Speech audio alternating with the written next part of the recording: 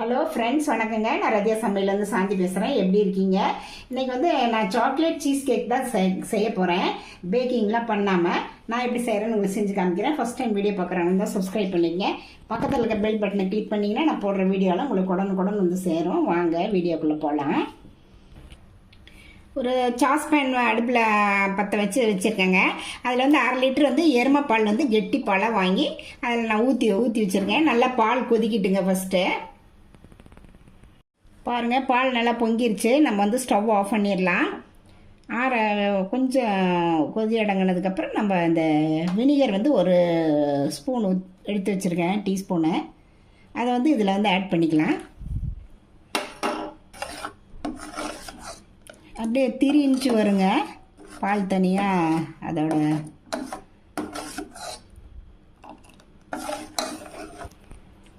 பாருங்க, பால் வந்து நல்லா திரிஞ்சிருச்சு. இதை நம்ம அப்படி ஒரு துணியில் வடிகட்டிக்கலாங்க. பாருங்கள், இதை நல்லா இப்படி சுருட்டி வச்சுட்டு கொஞ்சம் நேரம் வச்சுருந்தோம்னா அந்த தண்ணி பூரா அதில் வடிஞ்சிருங்க. ஒரு 6-7 பிஸ்கட் எடுத்து இந்த மாதிரி மிக்ஸி ஜாரில் போட்டு நம்ம பொடி பண்ணிக்கலாங்க. ஒரு டேபிள் ஸ்பூன் பட்டர் எடுத்து அப்படியே மெல்ட் பண்ணுறேங்க.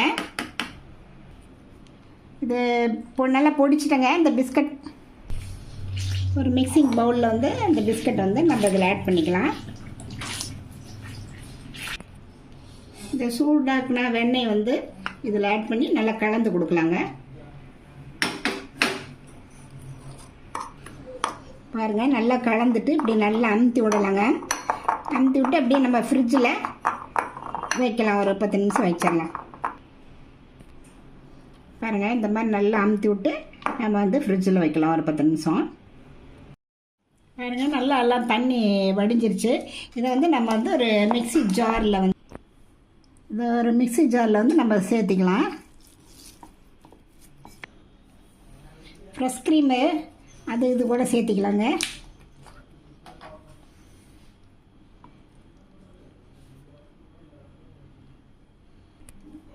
அஸ்கா வந்து 2 டேபிள் ஸ்பூனுங்க. Vanilla essence 1 teaspoon. இதெல்லாம் போட்டு மிக்சியில் நல்லா அடிச்சுட்டு வரலாங்க. பாருங்கள், சர்க்கரை, ஃப்ரெஷ் க்ரீம், அந்த பால்லேருந்து எடுத்த அந்த சீஸ் இதெல்லாம் போட்டு மிக்சியில் போட்டு ஓட்டிட்டு வந்தாச்சு.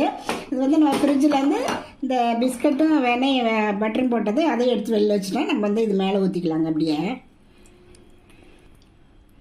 இப்படி எல்லாமே இதில் ஆட் பண்ணிக்கலாம். பாருங்கள், எல்லா க்ரீமும் இதில் ஊற்றுனதுக்கப்புறம் அப்படியே கொஞ்சம் டேப் பண்ணிக்கலாம். டேப் பண்ணி நம்ம வந்து மறுபடியும் ஃப்ரிட்ஜில் வச்சு கொஞ்சம் செட் ஆகிற வரைக்கும் இதை ஒரு 10 நிமிஷம் 1/4 மணி நேரம் வைக்கலாங்க. பாருங்கள், ஒரு பாத்திரத்தில் வந்து நான் கொஞ்சம் தண்ணி ஊற்றி ஊற்றி வச்சுருக்கேன். அது நல்லா கொதிக்கிட்டோம்.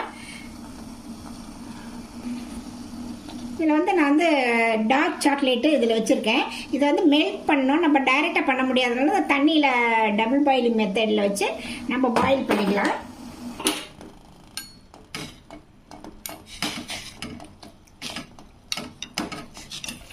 பாருங்கள், மெல்ட் ஆகுது. இன்னும் கொஞ்சம் இருக்குது.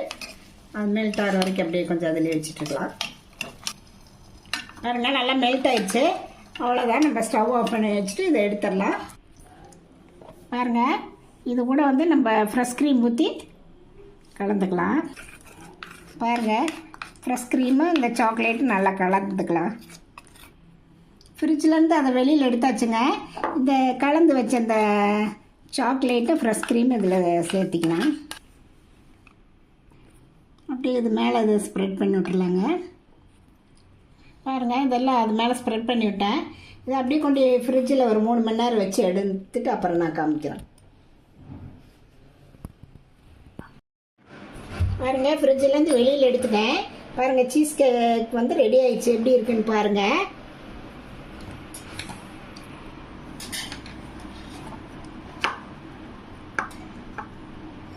பாருங்கள் எப்படி இருக்குன்ட்டு. 3 லேயரு. ஒன்று வந்து பிஸ்கட்டு, இது வந்து அந்த மில்க்கு, இது வந்து சாக்லேட்டு. 3 லேயர். இருங்க, நான் வேறு மாதிரி எடுத்து காமிக்கிறேன். பாருங்கள், இப்போ இந்த வேறு பக்கம் எடுத்திருக்கேன். எப்படி இருக்குன்ட்டு. இது வந்து நம்ம கேக் மாதிரி பீஸ்லாம் போட முடியாது. அப்படியே நம்ம எடுத்து தான் சாப்பிட முடியும். பாருங்கள் எப்படி இருக்குன்ட்டு. 3 லேயரு. இதே மாதிரி நீங்களும் ட்ரை பண்ணுங்கள். குழந்தைங்களுக்கெல்லாம் விதவிதமாக நீங்கள் செஞ்சு கொடுங்க, வீட்டிலேயே கடையில் வாங்குறதுக்கு பதிலாக.